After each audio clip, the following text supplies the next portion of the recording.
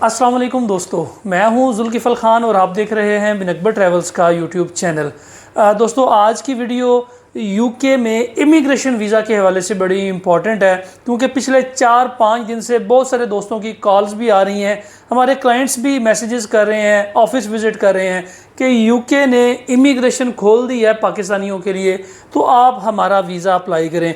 कुछ यूट्यूब के ऊपर भी इस बारे में बहुत सारी बात हो रही है, तो आज की वीडियो में हम ये डिस्कस करेंगे कि क्या ये मिथ जो है ये ठीक भी है या नहीं, सारे पाकिस्तानी अप्लाई कर भी सकते हैं या नहीं अप्लाई कर सकते, आपको अप्लाई करना चाहिए, कौन लोग अप्लाई कर सकते हैं, इसके लिए क्या डॉक्यूमेंट्स रिक्वायर्ड हैं, खर्चा कितना आएगा और प्रोसेस कितना होगा, इसके बारे में हम आज की वीडियो में डिस्कस करेंगे। तो जिन दोस्तों ने अभी तक चैनल को सब्सक्राइब नहीं किया, चैनल को ज़रूर सब्सक्राइब कर लें, बेल आइकन को ज़रूर प्रेस कर दें, ताकि ऐसे इन्फॉर्मेटिव वीडियोज़ आपको टाइम पे मिलती रहें और आप टाइमली किसी भी वीज़ा के लिए अप्लाई कर सकें।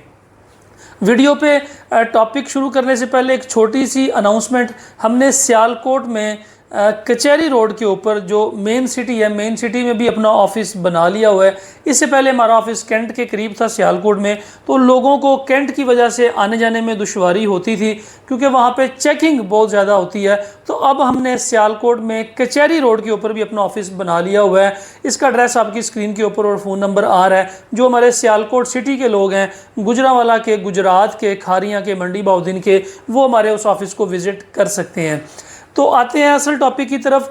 पिछले दिनों में सोशल मीडिया के ऊपर भी और इलेक्ट्रॉनिक मीडिया के ऊपर भी ये खबरें बड़ी गर्दिश कर रही थी कि यूके ने पाकिस्तानियों के लिए आसानी कर दी है, आप लोग वीज़ा अप्लाई कर सकते हैं। लेकिन पहले आपको ये समझना पड़ेगा कि यूके ने किस वीज़ा कैटेगरी में आसानी पैदा की है और क्या आप उस कैटेगरी में फॉल कर सकते हैं या नहीं कर सकते।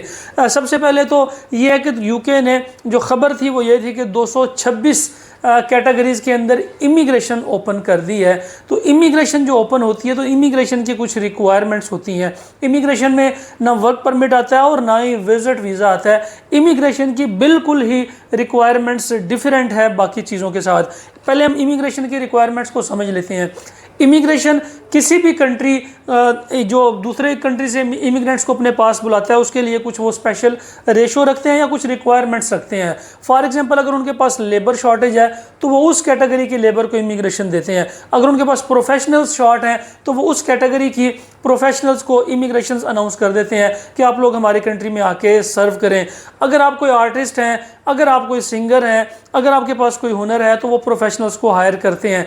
इसके अलावा इमिग्रेशन अपनी कंट्री की आबादी अगर कम हो रही है तो उसको पूरा करने के लिए भी किया जाता है। इसके अलावा इन्वेस्टर्स को बुलाया जाता है कि आप हमारी कंट्री में आके इन्वेस्टमेंट्स करें और हम आपको इसके बदले में इमिग्रेशन दे देंगे, आपको पासपोर्ट दे देंगे, आपको रेजिडेंस दे देंगे। इसके अलावा एंटरप्रेन्योर्स ऐसे होते हैं जिनके पास नया आइडिया होता है, नए ख्यालात होते हैं, नई प्रोडक्ट, नई मार्केट होती है, उनको वेलकम किया जाता है हर कंट्री के अंदर। लेकिन यूके ने इस वक्त किस कैटेगरी के अंदर पाकिस्तानियों के लिए इमिग्रेशन ओपन की है, वो कैटेगरीज भी आपकी स्क्रीन के ऊपर आ रही हैं। पहले ये पाकिस्तानी के लिए ये कैटेगरीज अनाउंस नहीं की गई थी, अब ये कैटेगरीज अनाउंस की गई हैं। 226 कैटेगरीज हैं। लिस्ट तो लंबी है, लेकिन जो मेजर कैटेगरीज हैं वो मैं आपके साथ डिस्कस कर लेता हूँ, आपकी स्क्रीन के ऊपर भी आ रही हैं। इन कैटेगरीज के अंदर एक्टर्स हैं, म्यूजिशियंस हैं, साइंटिस्ट हैं, इंस्ट्रक्टर्स हैं, रेलवे स्टेशन असिस्टेंट हैं, वेटनरी डॉक्टर्स हैं, टेलर्स हैं, एयर होस्टेस हैं, केबिन क्रू है। इसके अलावा पुलिस ऑफिसर्स, जर्नलिस्ट, जजेस, सीक्रेट ऑफिसर्स, बैरिस्टर, लॉयर्स और जो फ्लाइट पायलट्स हैं, यानी कि जो पायलट्स हैं जो जहाज़ चलाते हैं, ये मेन कैटेगरी हैं। इसके अलावा इनके असिस्टेंट कैटेगरीज भी काफ़ी सारी हैं। तो पाकिस्तानी कौन लोग अप्लाई कर सकते हैं इसके अंदर? अगर आपने ग्रेजुएशन की हुई है, जो कि 16 साल की ग्रेजुएशन होती है, 4 साल की जो ग्रेजुएशन है और 16 साल टोटल आपकी डिग्री को हुए हैं, वो लोग अप्लाई कर सकते हैं। अगर आपका रेलिवेंट फील्ड के अंदर 3 साल का एक्सपीरियंस है तो फिर आप अप्लाई कर सकते हैं। अगर आपके आइट्स में 5.5 बैंड्स हैं तो फिर आप अप्लाई कर सकते हैं। अगर आपका कोई रिलेटिव यूके में है तो फिर आप अप्लाई कर सकते हैं। ये इसकी मेजर रिक्वायरमेंट्स हैं, आपकी एजुकेशन, आपका एक्सपीरियंस और आपका इंग्लिश लैंग्वेज का कोर्स। अगर आपकी ये चीज़ें आपके पास मौजूद हैं तो फिर आप यूके इमिग्रेशन की उस कैटेगरी में फॉलो कर सकते हैं जो कैटेगरीज अभी इन्होंने अनाउंस की हैं, जिसे यूके इमिग्रेशन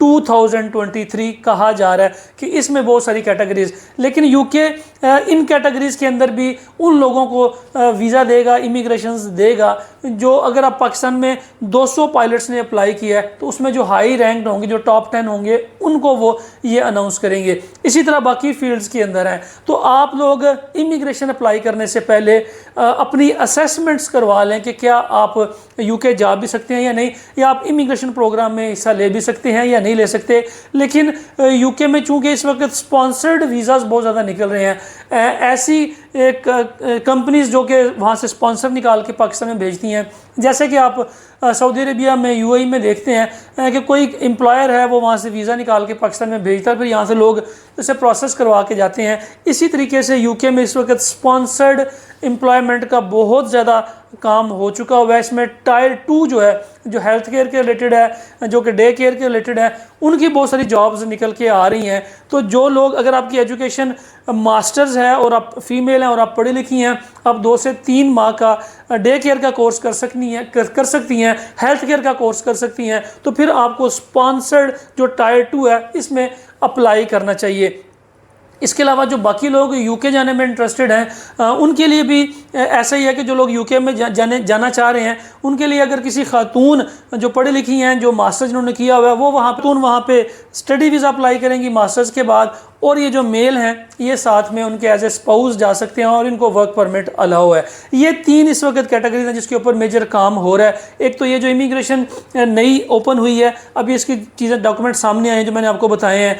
दूसरा जो कैटेगरी है वो स्पॉन्सर्ड की है, और तीसरा कैटेगरी जो स्टूडेंट वीज़ा की है, जिसमें ख़वातीन अप्लाई कर सकती हैं और मेल जो है, मर्द जो है, वो साथ एज ए स्पाउस जा सकते हैं, और इनको वर्क परमिट अलाउ होगा उतनी देर का जितना ख़वातीन को स्टडी वीज़ा मिलेगा। इसके अलावा जो विजिट वीज़ा है, विजिट वीज़ा की कैटेगरीज तो शुरू से चल रही हैं। आपके पास अच्छा सोर्स ऑफ इनकम है, आपकी बैंक स्टेटमेंट अच्छी है, आपकी ट्रैवल हिस्ट्री अच्छी है, आप मैरिड हैं, तो आप यूके में आराम से विजिट वीज़ा हासिल कर सकते हैं, जिसके लिए हम भी अपनी सर्विसेज प्रोवाइड करते हैं। तो जो लोग अपनी इमिग्रेशन के लिए असेसमेंट करवाना चाह रहे हैं, स्पॉन्सर वीज़ा के मुतालिक मज़ीद इन्फॉर्मेशन लेना चाह रहे हैं, स्टूडेंट वीज़ा के मुतालिक मज़ीद इन्फॉर्मेशन लेना चाह रहे हैं, स्क्रीन के ऊपर नंबर्स आ रहे हैं। 5 ऑफिस हमारे पाकिस्तान में हैं, एक हमारा दुबई में ऑफिस है। जो ओवरसीज़ पाकिस्तानी इससे फ़ायदा उठाना चाहते हैं वो हमारे यूएई ऑफिस में रब्ता कर सकते हैं। बाकी लोग जो पाकिस्तान में हैं वो हमारे पाकिस्तान के ऑफिस में रब्ता कर सकते हैं। मुझसे मिलना चाहते हैं आप, तो स्क्रीन के ऊपर नंबर आ रहा है, इस नंबर से आप अपॉइंटमेंट लेके, टाइम लेके आप आ जाएँ,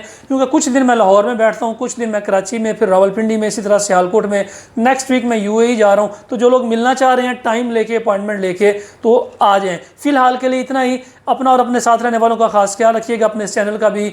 मुझे दें इजाज़त। अल्लाह हाफिज़।